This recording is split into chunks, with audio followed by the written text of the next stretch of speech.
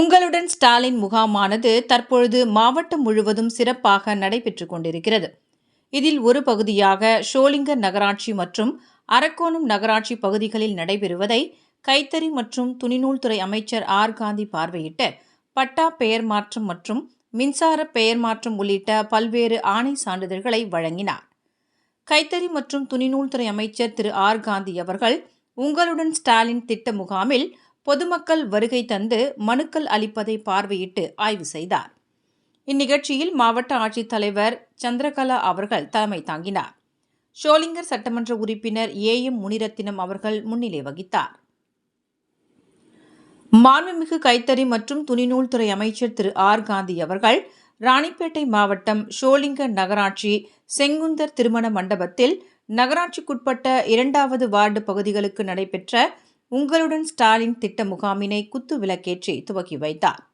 இதனைத் தொடர்ந்து முகாமிற்கு பொதுமக்கள் கொண்டுவரும் மனுக்கள் குறித்து பொதுமக்களிடம் கேட்டறிந்து துறை சார்ந்த அலுவலர்களிடம் தகுதியான மனுக்களா என்பது ஆராய்ந்து உடனடி தீர்வு காண கேட்டுக்கொண்டார்.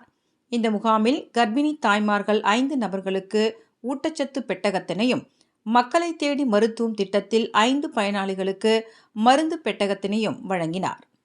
இதனைத் தொடர்ந்து அரக்கோணம் நகராட்சி மாருதி திருமண மண்டபத்தில் நடைபெற்ற உங்களுடன் ஸ்டாலின் திட்ட முகாமினை பார்வையிட்டு வருவாய்த்துறையின் மூலம் 5 பயனாளிகளுக்கு பட்டா ஆணைகளையும், 5 பயனாளிகளுக்கு நகராட்சியின் மூலம் பெயர் மாற்றம் ஆணைகள், சுகாதாரத்துறையின் மூலம் ஊட்டச்சத்து பெட்டகம் மற்றும் மருந்து பெட்டகங்களையும் வழங்கினார்.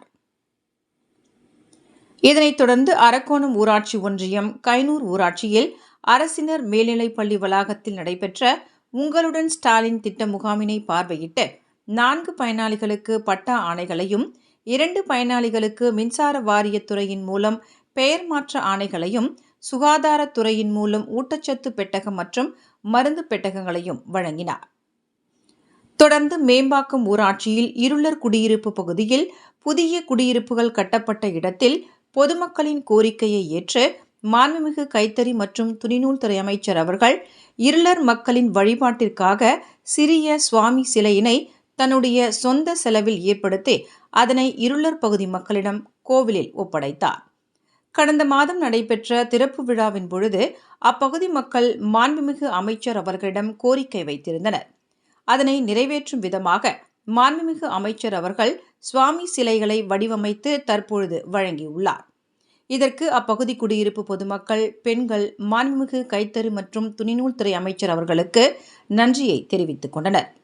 குடியிருப்பு பகுதியில் உள்ள பெண்மணிகள் சுய தொழில் செய்திட அவர்களுக்கு இந்தியன் வங்கி சுய வேலைவாய்ப்பு உறுதி திட்டத்தின் கீழ் பெண்களுக்கு தையல் பயிற்சி முகாம் 1 வாரத்திற்கு முன்பாக தொடங்கப்பட்டு பயிற்சி வழங்கப்பட்டு பெண்கள் அதில் பயிற்சி எடுத்துக்கொண்டு வருவதை மாவட்ட ஆட்சித்தலைவர் அவர்கள் மாண்புமிகு அமைச்சர் அவர்களிடம் தெரிவித்தார். தேவைப்படும் அனைத்து உதவிகளையும் நானே செய்வேன், எனவே தேவைப்படுவதை கேளுங்கள் எனவும், மற்ற உதவிகள் ஏதேனும் தேவைப்பட்டாலும் மாவட்ட நிர்வாகத்தின் மூலமாக மாவட்ட ஆட்சித்தலைவர் உடனுக்குடன் செய்து கொடுப்பார்.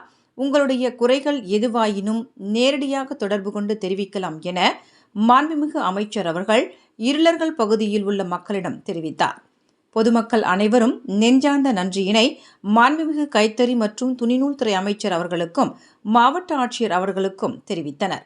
இந்நிகழ்ச்சிகளில் திட்ட இயக்குனர் ஊரக வளர்ச்சி முகமை சரண்யா தேவி, நகர்மன்ற தலைவர் தமிழ்ச்செல்வி அசோகன், ஒன்றியக்குழு தலைவர் நிர்மலா சவுந்தர், துணைத் தலைவர் பழனி, நகராட்சி ஆணையாளர் நந்தினி, வட்டாட்சியர்கள் செல்வி, வெங்கடேசன் மற்றும் பலர் கலந்து கொண்டனர்.